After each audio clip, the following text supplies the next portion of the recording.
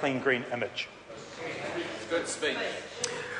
I call the honourable member Kennedy Graham. Thank you, Mr. Speaker. The Green Party will vote against this bill on the grounds that it weakens an already weak emissions trading scheme to the point of irrelevance. The deliberate weakening of the ETS reflects a fundamental misperception of the nature of the climate change challenge. The primary objective in the bill, as stated, is to ensure that the ETS more effectively supports the government's economic growth priorities. This one sentence reveals the multiple errors in this government's flawed worldview. It subordinates climate change to economic growth. It reflects the 20th century understanding of economic integrity. It implies that economic growth is the principal criterion of the quality of life. It asserts a narrow and myopic view of the nature of climate change. To appreciate the way in which this traitor government has proceeded down the wrong path, we need simply to have regard to the global context. Let's be clear. Climate change is not just another tough problem today, a potential crisis tomorrow. It is part of an ecological crisis today. It is the first of the 9 planetary boundaries we must stay within if human civilization is to continue to flourish. It is 20 years now since we agreed to avoid excessive carbon concentration in the atmosphere that would cause dangerous anthropogenic interference with the climate system. It took 18 years to identify a 2-degree temperature rise and 450 part per million volume concentration as the limit for avoiding that danger. The global carbon budget for the climate boundary is 1,600 billion tonnes of net greenhouse gas emissions for the period 1990 to 2100. In 20 years, we've used almost half of that. The remaining budget from now to 2100 is 870 billion tonnes, about 1/3 of the remaining fossil fuel reserves. We have to learn to say no to fossil fuel extraction. Such a global budget allows future annual global emissions of 9.5 billion tonnes. This is 20% of current emissions. So the global emissions reduction curve will need to be steep if we are to avoid dangerous climate change. This requires global emissions to peak before 2020 and drop by 8% in 2020 and by some 56% by 2050. The developed countries, the global north, are required now to reduce their national emissions by about 35% by 2020 and 80% by 2050. Mr. Speaker, these are not matters of choice. This is not the stuff of currency speculation, dealing with toxic debt, hedging risk through derivatives and futures trading. We don't hear breathless talk about such antics these days. Yet the government is still acting as if we have free choice over macroeconomic policy with the climate. This is not a matter of choice. Emissions reduction is an ecological imperative. Nature doesn't do deals other than with itself, and certainly not with humanity. Nature is what it is.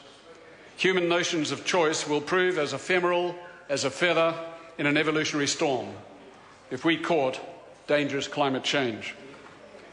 Yet this is what we are doing. The United Nations says the current global emissions level of 48 billion tonnes needs to drop to 44 by 2020, some say to 36. Yet our voluntary pledges adopted at Cancun will see emissions rise to 50, resulting in an emissions gap of 6 to 12.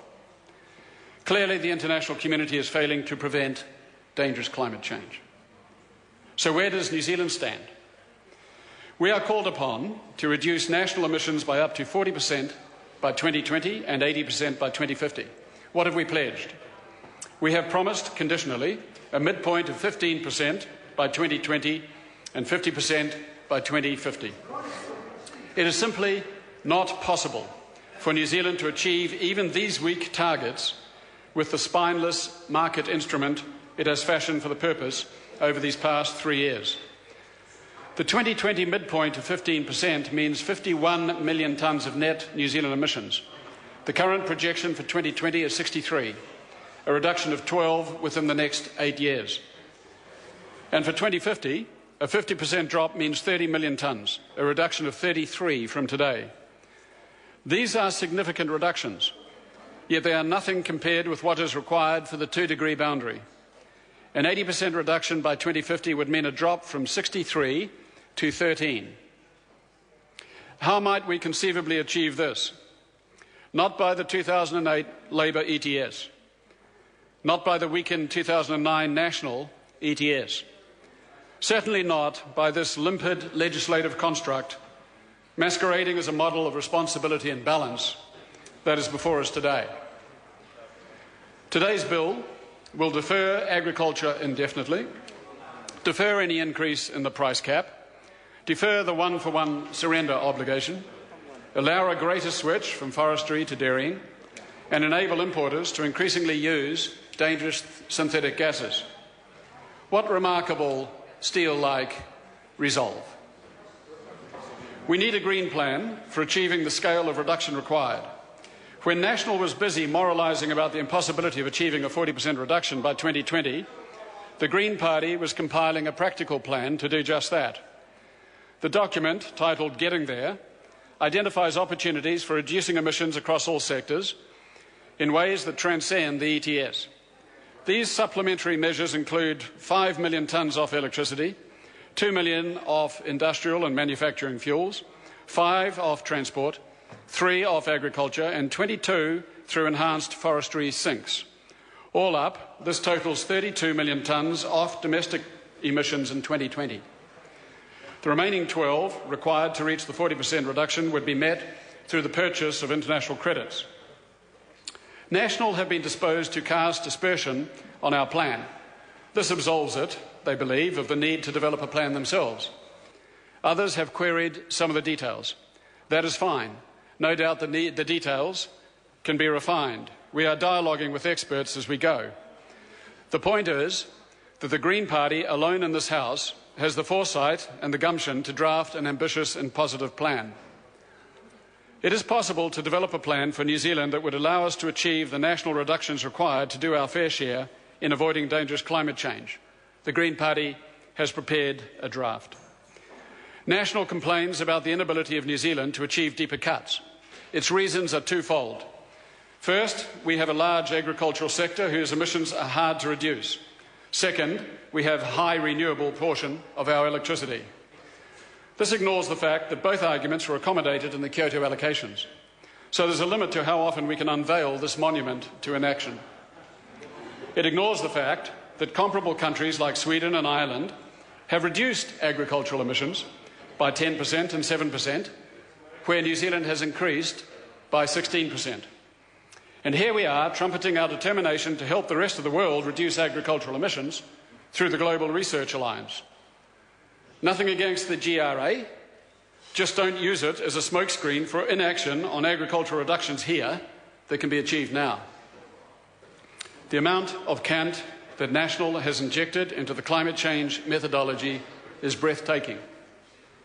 The difference between National and Green climate policy is driven by different underlying perceptions. National calibrates its policy in light of what other countries are doing. Green Party calibrates its policy in light of what the science indicates is necessary. National then shapes its policy as a mechanism for deferring what it terms a financial burden on selected economic sectors. The Green Party shapes its policy as a societal opportunity to move to a high-tech, low-carbon green economy. National sows fear and loathing about future emission scenarios of the Global South, with no acknowledgement of historical responsibility or per capita differential. The Green Party acknowledges both historical and future responsibility. It embraces the need for contraction and convergence, for international equity and thereby global legitimacy to revolve. Above all, the Green Party adopts ecological economics in its approach to macroeconomic planning and climate policy. This is a qualitative change from the traditional neoliberal economics of National. We embrace a different cognitive framework from that of National. We have a different worldview, and thus, employing the same logical reasoning we are all endowed with, we emerge with different policies. We shall oppose this bill, and when in government, we shall introduce a vastly different and more effective green climate policy. Mr. Speaker, there is nothing new under the sun. It is imperative that we act now. I call the honourable